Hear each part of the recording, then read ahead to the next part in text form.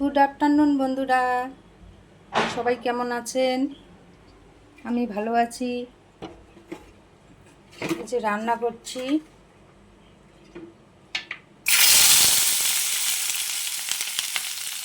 বলুন তো বন্ধুরা, এখন কি রান্না করব?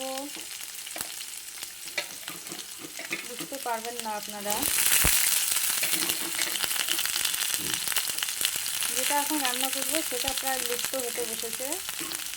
এখন খুব একটা খাওয়া হয় না এগুলো।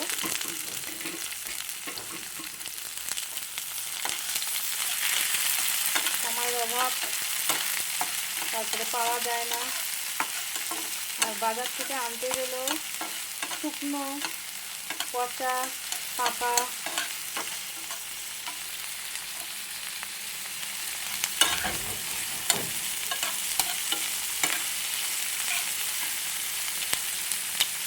রসুন দিলাম, পেঁয়াজ দিলাম, লঙ্কা দিলাম।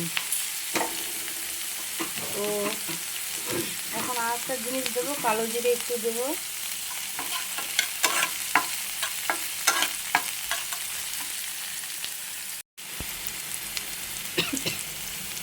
এখন একটু কালো জিরে দেবো।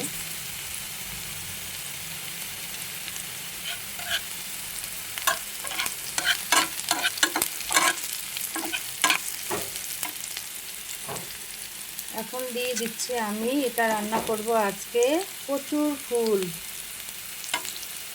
খুব সুস্বাদু একটা খাবার।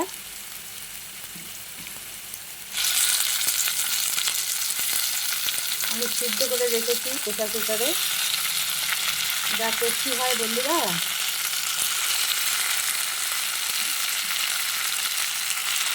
আপনারা জানেন যদিও, আমি কি খাই এটা, কিন্তু আমরা খুব একটা খাই না, কারণ পাই না।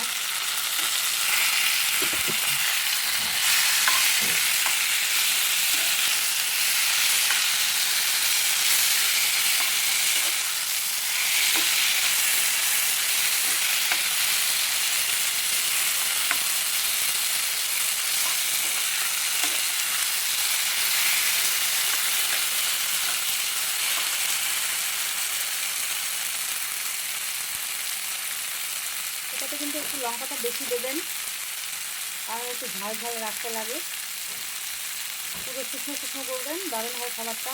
এটা দিয়ে ভাত খাওয়া যায়। তো আজকে একটু সময় পেলাম, এই জন্য এখন কচুর রান্না করবো।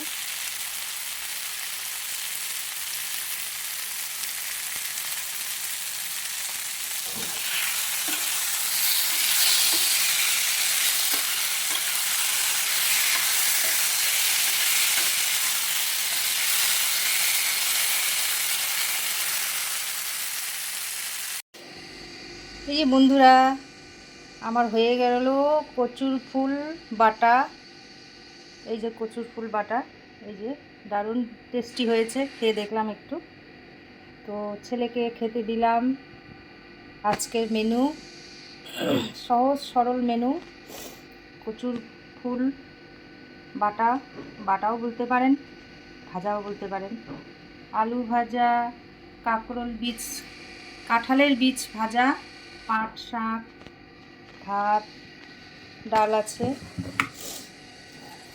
তো এটাই আইটেম আজকে দুপুরের মেনু আমাদের। কচুর ফুল আপনারা এভাবে বানিয়ে খাবেন। ইলিশ মাছের মাথা দিয়ে পারলে খাবে। আমার ছেলে যদি কোনো মাছের মাথা দেই ও খাবে না, সেই জন্য সিম্পল রান্নাই করি।